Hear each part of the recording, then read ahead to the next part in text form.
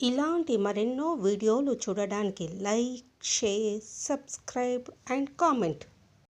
ఈరోజు ఈ వీడియోలో నవరాత్రులలో త్రిరాత్ర వ్రతము అంటే ఏమిటి, నవరాత్రులలో మూలా నక్షత్రం విశిష్టత ఏమిటి, ఆ రోజు ఏ దేవత ఆరాధన చేస్తారు అనే విషయాల గురించి తెలుసుకుందాము.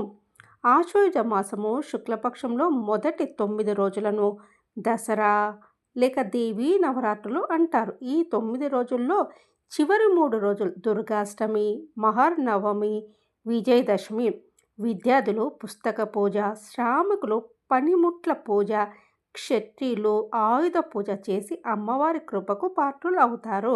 దేవి మహిషాసురమర్దినిగా రాక్షసుని మీదకు దండెత్తి విజయం సాధించిన స్ఫూర్తితో పూర్వం రాజులు ఈ శుభముహూర్తాన్ని దండయాత్రకు ఎంచుకునేవారని పురాణాల్లో చెప్పబడింది. కొన్ని ప్రాంతాల్లో దసరాకు ఒక వేడుకగా బొమ్మల కొలువు పెట్టే ఆచారం కూడా ఉంది. దేవి త్రిరాత్ర వ్రతం అనగా శరత్ నవరాత్రులలో చివరి 3 రోజులు అంటే దుర్గాష్టమి, మహర్నవమి మరియు విజయదశమి రోజుల్లో ఆచరించే ఉపవాసము లేదా వ్రతము. నవరాత్రులు మొత్తం 9 రోజులు పూజ చేయలేని వారు ఈ 3 రోజుల వ్రతాన్ని ఆచరిస్తారు. ఈ వ్రతాన్ని ఆచరించడం ద్వారా జ్ఞానము, విజయము మరియు ఐశ్వర్యం పొందుతారని నమ్మకము.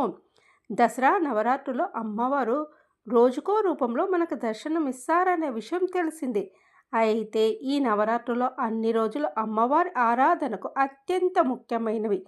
కానీ మూలా నక్షత్రం వచ్చే రోజు అంటే అమ్మవారికి అత్యంత ప్రీతికరమైందని పండితులు చెప్తారు. ఇంకా చెప్పాలంటే ఈ మూలా నక్షత్రం అనేది సరస్వతి అమ్మవారి జన్మ నక్షత్రం. అందుకే మూలా నక్షత్రానికి అంతటి మహత్తు ఉందని చెప్తారు. ఈ మూలా నక్షత్రం రోజు తెలుపు రంగు వస్త్రాలు ధరించి అమ్మవారిని ఆరాధించాలి. ముఖ్యంగా ఈ రోజున పిల్లలు సరస్వతీదేవి మంత్రాలు చదవడము, అమ్మవారిని పూజించడము, పుస్తకాలు, పెన్నుల పంపిణీ చేయడం వల్ల పిల్లలు చదువు, ఆటలు, ఉద్యోగాలు బాగా రాణిస్తారు. హిందూ మతంలోని ముఖ్యమైన దేవతామూర్తులలో సరస్వతి చదువుల తల్లిగా ఆరాధింపబడుతుంది. ఈ దేవి త్రిమూర్తులలో ఒకరైన బ్రహ్మదేవేరి. వేదాలు, పురాణాల్లో విపులంగా సరస్వతీ నది కూడా ప్రస్తావించబడింది. కొన్ని పురాణ గాథలు సరస్వతీదేవి, సరస్వతీ నది చరిత్రలను అనుసంధానిస్తాయి. నవరాత్రి, వసంత పంచమి ఉత్సవాల్లో సరస్వతీదేవి ఆరాధన ప్రముఖంగా జరుగుతుంది. స్వరూపము ఋగ్వేదంలోను, దేవీ భాగవతంలోను, బ్రహ్మ వైవర్త పురాణంలోను, పద్మ పురాణంలోను సరస్వతీదేవి గురించి వివిధ గాథలు ఉన్నాయి.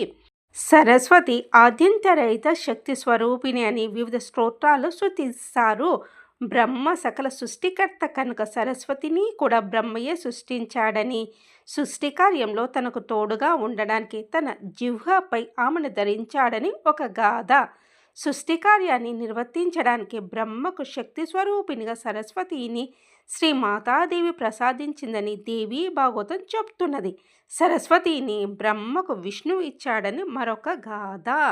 వాక్, బుద్ధి, వివేకము, విద్య, కళలు, విజ్ఞానం వీటన్నిటికీ ఆది దేవతగా సరస్వతిని పూజిస్తారు. ఈ అమ్మవారు అధికంగా హంసవాహినిగా, వీణాపాణిగా, పుస్తకం మాలాధారినిగా చిత్రింపబడుతుంది. సరస్వతి వర్ణంలో తెలుపు రంగుకు చెందిన వస్తువుల ప్రాముఖ్యం అధికము. సరస్వతి ధరించే వీణ పేరు కచ్చపి. పరాశక్తి జ్ఞాన ప్రదాత. పరాశక్తి తొలిగా ధరించిన 5 రూపాలు సరస్వతి ఒకరు.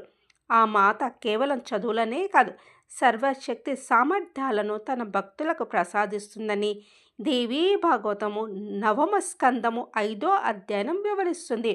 మహామాయ, భాష, జ్యోతిర్మయి, కళారస హృదయగా సరస్వతి పూజలు అందుకుంటుంది. శరత్ నవరాత్రులలో మూలా నక్షత్రానికి ప్రత్యేక విశిష్టత ఉంది. చదువుల తల్లి సరస్వతీదేవి రూపంలో దుర్గాదేవి దర్శనమిచ్చే పవిత్రమైన రోజు. అమ్మను కొలిచే విద్యార్థులకు చక్కని బుద్ధిని, వికాసము కలుగుతుంది.